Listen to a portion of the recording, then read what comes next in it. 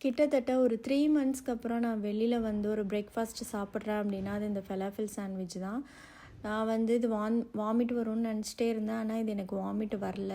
Okay, இப்ப நம்ம எங்க போறோம் அப்படின்னு பார்த்தீங்கன்னா, ஜுபைல்ல இருக்கிற அல்மனா ஜெனரல் ஹாஸ்பிட்டலுக்கு தான். இங்க எதுக்கு போறோம்னா, எனக்கு 3 மந்த்து என்டி ஸ்கேனுக்கு இங்க ரெக்கமெண்ட் பண்ணியிருந்தாங்க. ஸோ, அது பண்ணுறதுக்கு தான் இங்க போயிட்டுருக்கோம். மார்னிங்கே வந்தாச்சு.